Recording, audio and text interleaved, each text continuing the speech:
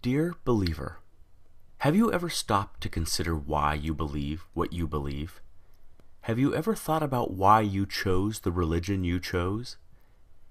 Why do you believe in Jesus Christ as the only means to eternal salvation, and not in karma or reincarnation? Why do you believe that Allah is the one true God and Muhammad is his prophet, and not in the Four Noble Truths of the Buddha?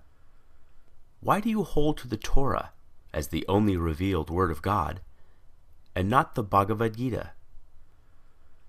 Dear believer, do you ever wonder why your heaven resembles a utopian earth, and is composed of the same base elements found right here on this planet? Do you ever wonder why your deity governs within a power structure that resembles that of the specific time and place in which your holy text was written? Do you ever wonder why your God looks just like you, or the animals with whom you share the planet? Dear believer, is the faith you practice the dominant one within your culture? Do you not find it at least a little suspicious that the overwhelming majority of all religious believers adopt the religion of the society into which they were born, yet remain convinced they've lucked out or been divinely admitted into the one true faith?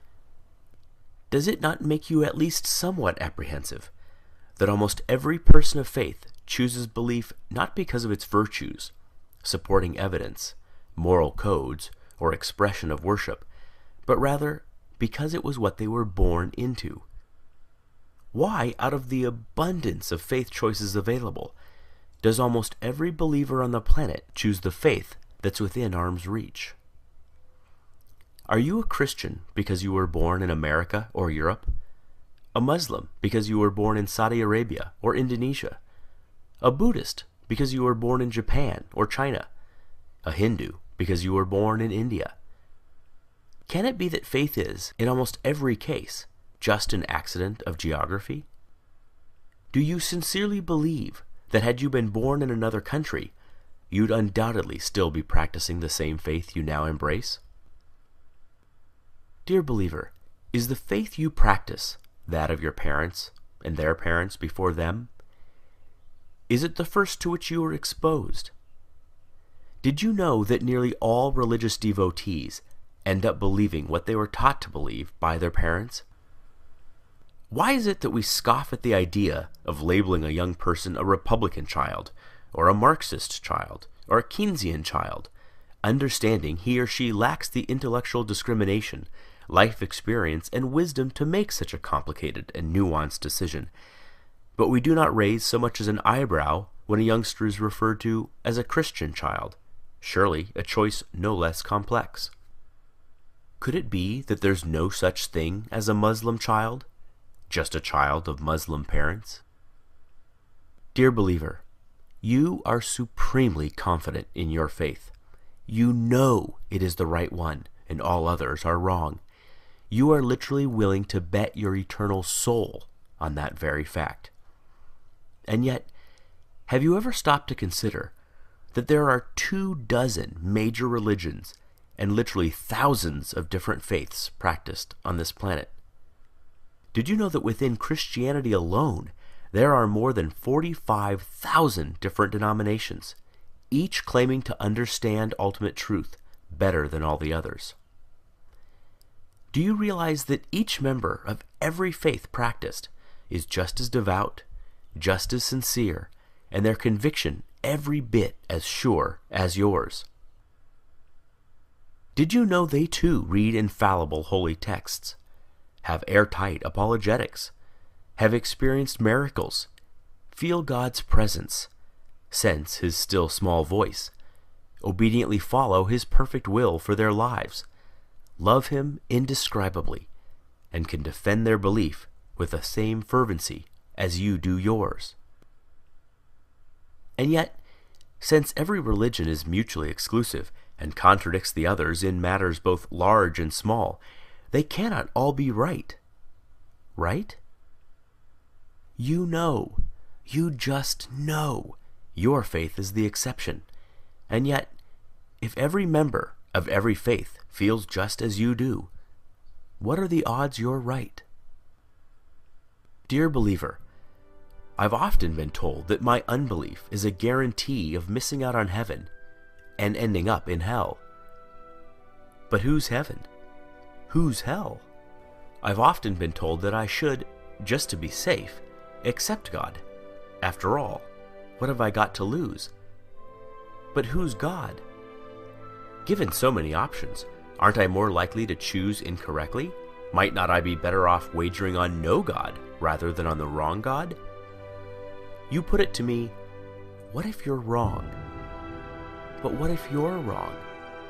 What if, rather than Jehovah, Allah is the one true God, or Shiva, or Wu-Tan, or some god on the other side of the planet you've never even heard of yet?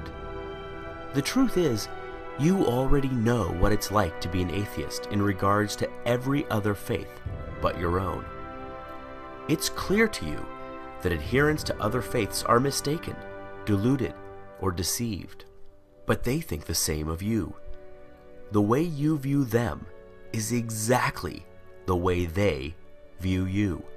Every devout Hindu has embraced his faith for the exact same reasons you have embraced yours.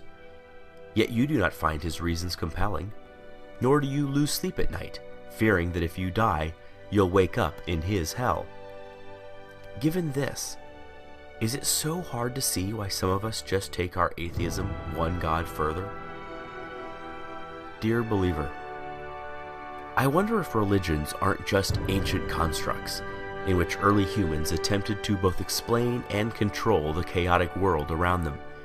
Though irrational in content, their emergence certainly isn't. We do not blame our ancestors for inventing religion. There is no shame whatsoever in stumbling when you are blind, or failing to properly construct a puzzle in the dark. But we no longer live in the dark. Science is ablaze in our world and illuminates our way, dissipating shadows and exposing even the deepest of crevices. We no longer live in the cave. We have crossed the valley, scaled the mountains, and have begun to make out the magnificent vista on the other side. We no longer require comforting stories to make us feel safe or valued. Is it not time that our beliefs match our discoveries? Is it not time that our ideas reflect our new perspective? There is equal, if not greater awe in reality than there is in fantasy.